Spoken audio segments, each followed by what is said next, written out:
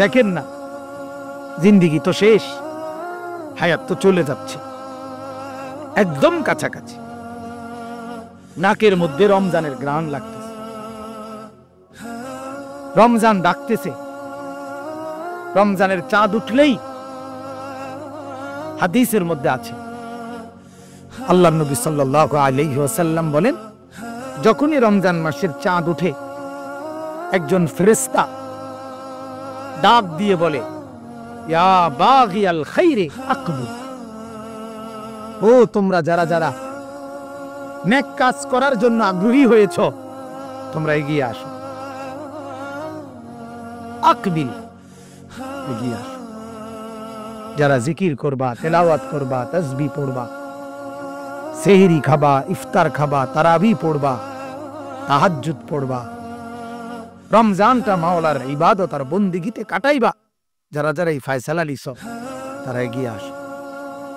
ইয়া বাগিয়া শাররি আকসির, ফেরেশতা বলে, ও যারা যারা মন্দ আর গুনার কাজ এজন্য চলছিলা, আকসির, তোমরা থামো।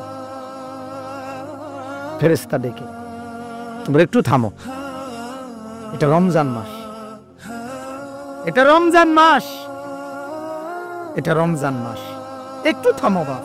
ফেরেশতা যেন বলে, সুদখোর একটু থামো, জিনাখোর থেমে যাও, নেশাখোর থেমে যাও, বেপরদা মা বেপরদিগি থামা মা, বেপরদা বোন থেমে যা মা, বোন থাম বোন। অশ্লীল উলঙ্গ ছবি দেখো যারা মোবাইলে, তো ওই ফেরেশতা যেন ডেকে বলে, ফেরেশতা যেন ডেকে বলে, বাপ থাম, এটা রমজান, এটা রমজান। আমি সিলেট একদিন আপনার অনেক দূর থেকে আসতেছিলাম রাত্রে মাহফিলে, আমার গাড়ির ড্রাইভার রাস্তা খুব সুন্দর পাই একটা টান মারছে, এক টানের লগে যখন ফুল গতিতে চালাইতেছে, কতটুক গিয়া থামতে হয়েছে হার্ট ব্রেক করিয়া, কারণ এটা আর্মির সেনাবাহিনীর জায়গা, মানে থাইমা যাওয়া লাগছে, আর্মিরা আবার ঘুরাই দিছে, মানে সেনাবাহিনীর এই সিগন্যাল যেন কি বলে দিল, থাম, এখানে থাম, গতি ঘুরাও, তো ঘুরে যেতে হয়েছে।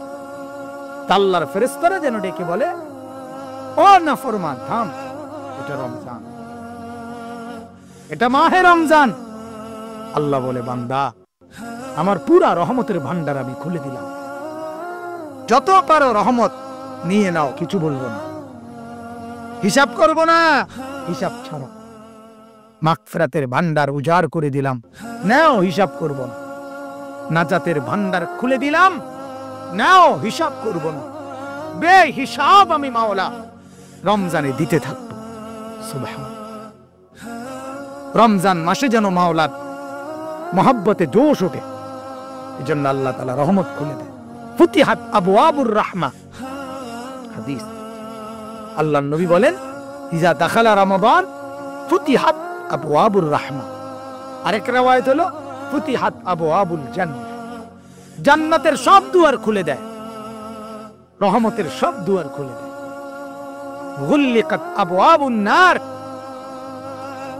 জাহান্নামের সব দুয়ার বন্ধ করে দেয়, জান্নাতের দুয়ারই কেবল কি করে দেয়, খুলে। আপনারা ছোটবেলায় দেখছেন কিনা, আমি দেখছি, আমার নানার বাড়ি, দাদার বাড়ি তো আমি দেখছি, নানার বাড়ি তো দেখছি। আগে আমরা ছোট থাকতে এই মনে করেন বাড়ির সীমানাটা দূর, উড়ান মুড়ান লইয়া, আর এই বাড়ির থেকে বাইর হইবার চতুর্দিকে তো টিনের বেড়া, তো বাইর হইবার রাস্তা কেবল এই গেটটাই, মানে এই যে আপনারা বলছেন ধরেন। তো আমরা দেখছি নানার বাড়িতে মেহমান অতিথি আইলে যে মুরগি ধরতো, মুরগা তো ছেড়ে দিছে, এখন মুরগা ধরব, তো এই মুখটার মধ্যে জাল লাগাইতো, জাল, আরে পুরা বাড়ির থেকে দৌড়াইয়া আইনা মুরগারে কি করতো, এনে ঢুকাইতো, মানে এদিক দিয়ে আইতে তুই এন দিয়ে দৌড়ে হে তো বাইক দিয়ে চাইতেছে, এনে আইলে জালের মধ্যে কি হয়ে যাইতো, আমিও ধরছি এরকম মুরগা, হ্যাঁ অনে না সাদা ঠেঙ্গলা মুরগা দৌড় দিয়া লইয়া পরে, আগে তো জামাই এলাইছে 12টা 12:30টার দিকে, হ্যাঁ শাশুড়ি মুরকা ছেড়ে দিছে ফজরের পরে। অহংকার তো সুবিধা, শাশুড়িও ওঠে 9টা 10টার দিকে, তো জামাই ভাই 10:30 11টার দিকে। বুঝেন নাই কথাটা? দোনো গায়ে বেনামাজি, দোনো গায়ে নাফরমান। তো এইভাবে মুরগা ধরতো, তো চতুর্দিক থেকে তারাই আই না মুরগিরে এখানে ঢুকাইয়া আটকাই লাইতো। আমি এটা বুঝছি আর কি, এই ঘটনাটা আমার মনে হয়েছে এই হাদিসের কারণে। আল্লাহ পাক যেন বলতেছে, বান্দা জাহান্নামের সব দুয়ার আমি বন্ধ করে দিলাম। অসুলসিলাতিশ শায়াতিন, শয়তান যতটি আছে আমার সব দিরে বান দিয়ে লাইলাম। শয়তানগুলোকে কি করা হয়েছে? বান দিয়া শৃঙ্খলে আবদ্ধ করলাম, জাহান্নামের দুয়ার বন্ধ করে দিলাম।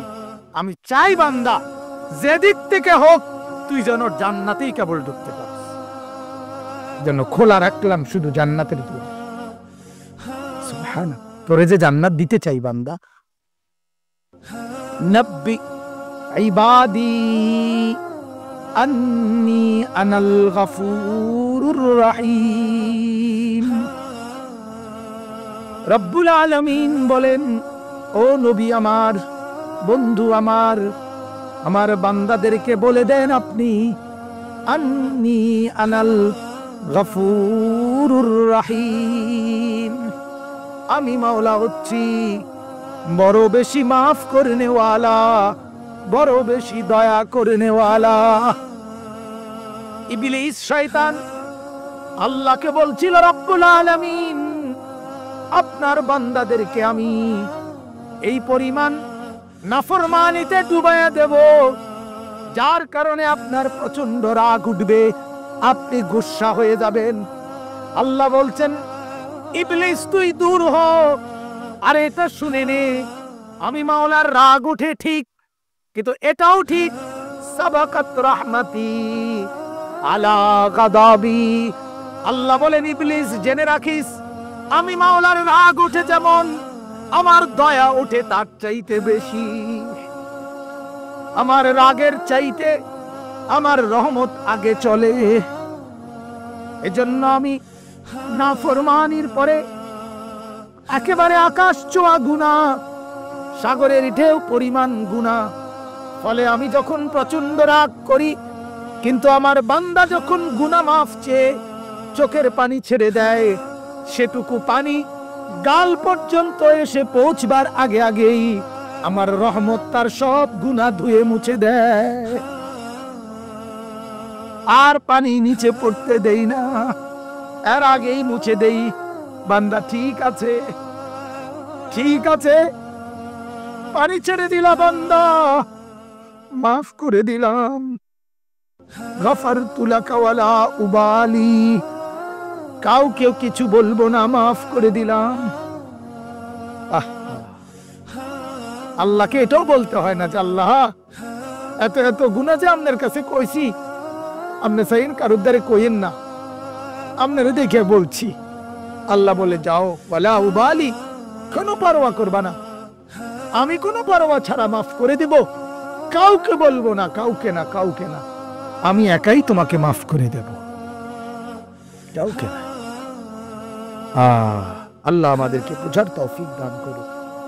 এজন্য বাজান প্রথম এটাই এতক্ষণ লাগাইয়া বুঝাইলাম, রমজানকে কদর করে, আগত রমজান গুনাহ নাফরমানি থামায়া দেন, নেক কাজের জন্য সিদ্ধান্ত নেন। বলেন ইনশাআল্লাহ, বলেন ইনশাআল্লাহ। আল্লাহ তাআলা কোরআনুল কারীমের এই আয়াতের মধ্যে ইরশাদ করেছেন, কোরআনুল কারীমের 2 নম্বর পারা, 2 সূরা, সূরা বাকারা, এই সূরার 183 নম্বর আয়াত থেকে 187 পর্যন্ত, 183, 184, 85, 86, 87, এই 5টা আয়াতে সূরা বাকারার রমজানের রোজা সম্পর্কিত বিধিবিধান অল্প কথায় আল্লাহ তাআলা পূর্ণাঙ্গ এখানে উল্লেখ করছে। 183 নম্বর আয়াতে আল্লাহ তাআলা শুরু করছেন, রোজা সম্পর্কিত আলোচনা।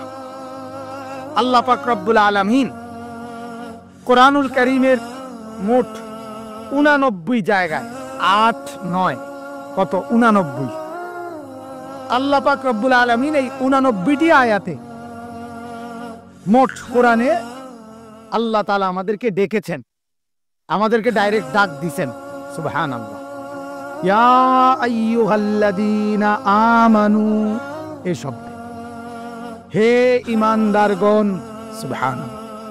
মুফাসসিরিনে কেরাম বলে, আউলিয়া বুজুর্গরা বলে, যখনই কেউ এই শব্দটা শুনে যে হে ঈমানদারগণ, ইয়া আইয়ুহাল্লাযীনা আমানু, সাথে সাথে তার নড়ে চড়ে বসা উচিত ঈমানদারের, যে শোনো, সব শোনো, আমার মাওলা এখন আমাকে ডাক দিছে, আমাকে কিছু বলবে।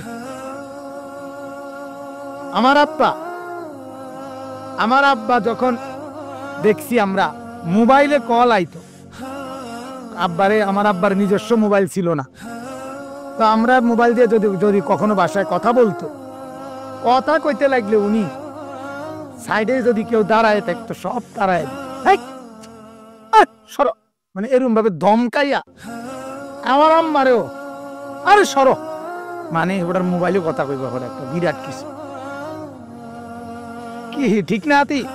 ওই যে আমার ভাই আছে এখানে, তো এরকম করতে আব্বারে দেখতাম। আমি কত সময় কইছি, আব্বা আপনার কথা আপনি কইবেন না, তারপরে এটা বুঝতো না।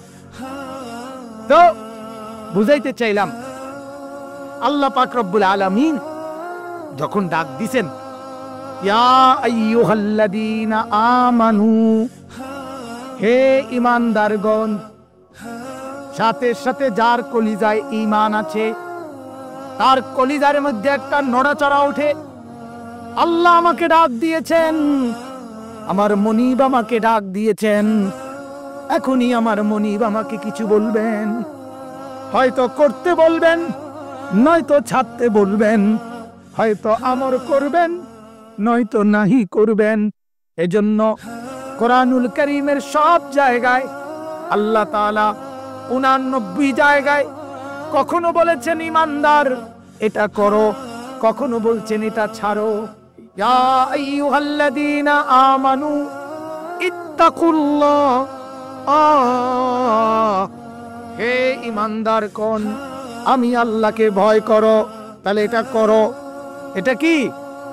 এরপরে আল্লাহ বলেন, ইয়া আইয়ুহাল্লাযীনা আমানু লা তুলহিকুম আমওয়ালুকুম ওয়ালা আওলাদুকুম আন যিকরিল্লাহ।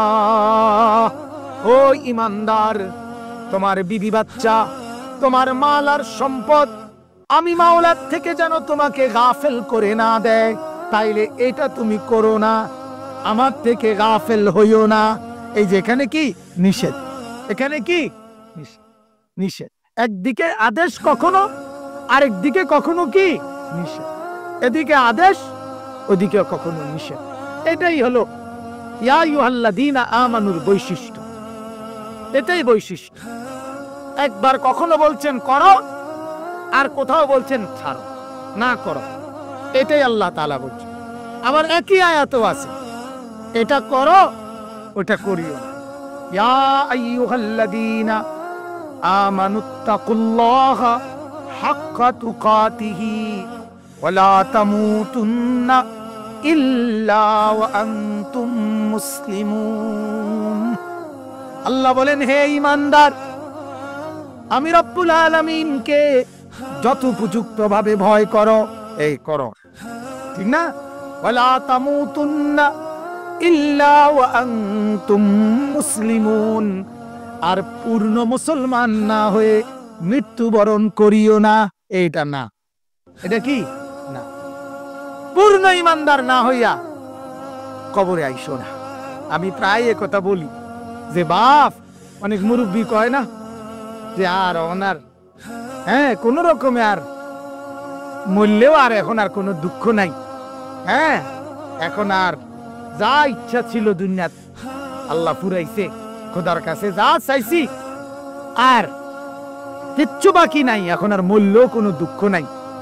যেটা কিতা কিতা মিলাইছেন আল্লাহর রহমতে তারা ফুটাই সবাই রে বিদেশ পাঠাইছি, মাইয়া গুণ বিয়া দিছি, বাইক বিল্ডিং করছি, কত জায়গা লইছি, কি সুন্দর বাউন্ডারি ওয়াল করছি, ঘরেও ফার্নিচার সামানা সব কিছু কইরা এখন আর আপাতত হাতে কোনো কাজ নাই, সব গুছাই এলেছি। এখন আর মূল্য ওনার কোনো দুঃখ নাই। আমি যে বলি চাচা, যদি ছেলেরা নামাজি না হয়, যদি ছেলের বউরা পর্দাওয়ালা না হয়, যদি মেয়েরা নামাজি না হয়, যদি আপনি জিকিরওয়ালা না হন, যদি আপনি সেজদাওয়ালা না হন, মূল্যে দুঃখ আছে। আপনি যে কইলেন মূল্যে দুঃখ নাই, না না, আপনি বাঁচলে হয়তো দুঃখ না থাকতে পারে, যেহেতু আপনি টেয়া পয়সা আছে, কিন্তু মূল্যে আপনার দুঃখ আছে। আপনি কাজেই মরেন না, কষ্ট মষ্ট করে আরো যদি কোনো ওষুধপত্র থাকে চেষ্টা করে খান, খাইয়া আরো কয়টা দিন চেষ্টা করেন, আতফাও ধরিয়া বাচ্চা থাকতে নি পারেন, বাঁচলে লাভ। আরো কিছু আপেল মালটা বন বিড়ি, হ্যাঁ পেঁয়াজু আলু সব খাইতে পারবেন, কিন্তু মরলে আপনার আড্ডি মাড্ডি ঘুরে ঘুরে লাগবে একদম একদম একদম একদম। আমার ছেলে ছোট মিয়া সফওয়ান, আমার ছোট ছেলে, হে কয় আড্ডি উড়া উড়া করে লাগবে, ঘুরে ঘুরে কই তারা না, উড়া উড়া করে লাগবে আড্ডি, এবার আড্ডি উড়া উড়া করে লাগবে। অতএব আল্লাহ তাআলা বলেন, বান্দা পূর্ণ মুসলমান না হয়ে কি আইসো না, কবরে আইসো না, কষ্ট পাইবা, কষ্ট পাইবা। কবরে আসলে কষ্ট পাবা। কবরের মাটি ডান দিক থেকে বাম দিকে, বাম দিক থেকে ডান দিকে এত জোরে এক চাপা দিবে, এক চাপায় সব গুড়া গুড়া করে লাগবে, তসতস করে ফেলবে। এ রাসূলের হাদিস। কবর বলবে, বেটা তুই জানোস না আমি মাটি। হাদিস আছে, মাটি যখনই নাফরমানি করে, যে যখন নাফরমানি করে আল্লাহর, মাটি আল্লাহকে একবার একবার ফরিয়াদ করে, আল্লাহ একটা সুযোগ দেন না, একটু অনুমতি দেন না, এই নাফরমানরে একটা উল্টানি দেই। আমি জমিনের উপরে নাফরমানি করছে মাওলা, আমি নিচের মাটি উপরে উঠাই দেই, উপরের মাটি নিচে নামাই দেই, পরে উল্টানি দেই। আল্লাহ বলেন, আরে বান্দা তুই মাটিও আমার, সেও আমার, সে যে আমার হাতে বানানো বান্দা, আমার হাতে বানাই আমি কেমনে ধ্বংস করি, দেখি না তওবা করে কিনা, দেখি না তওবা করে কি।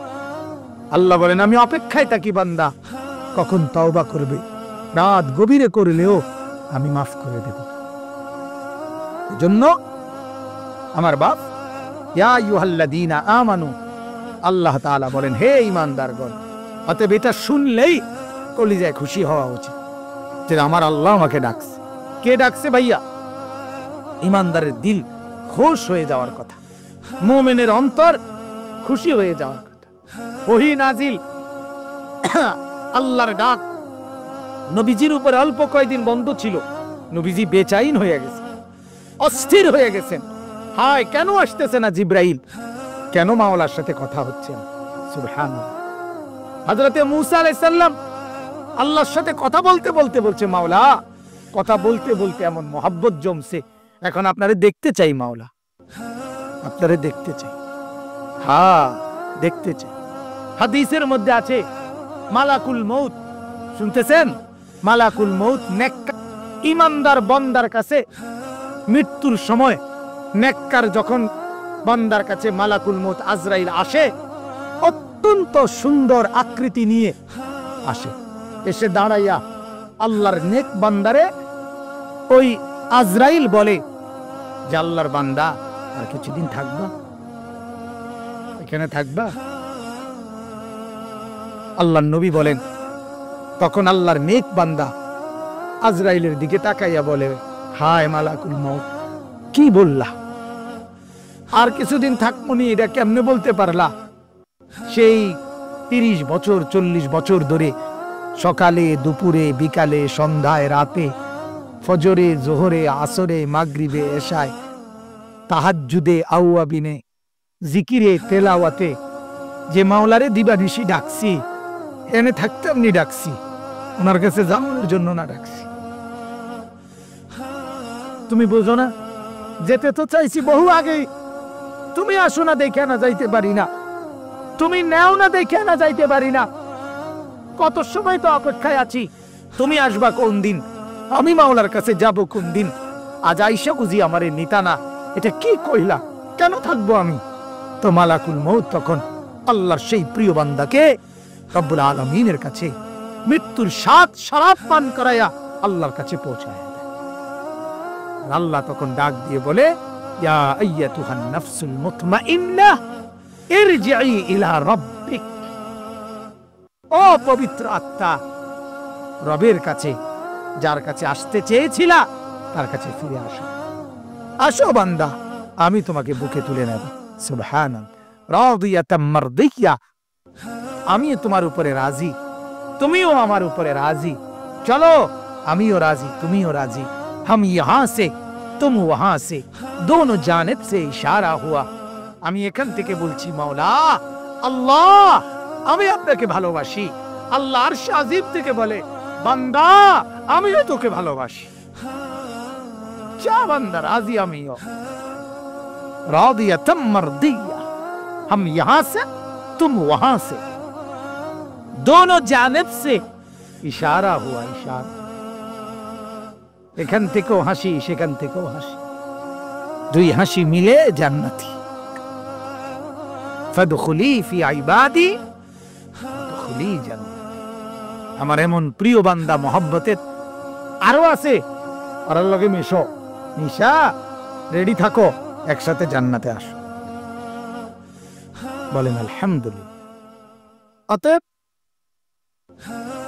ইয়া আইয়ুহাল্লাযীনা আমানু, হে ঈমানদারগণ, কুতিবা আলাইকুমুস সিয়াম কামা কুতিবা আলাল্লাযীনা মিন ক্বাবলিকুম লাআল্লাকুম তাত্তাকুন।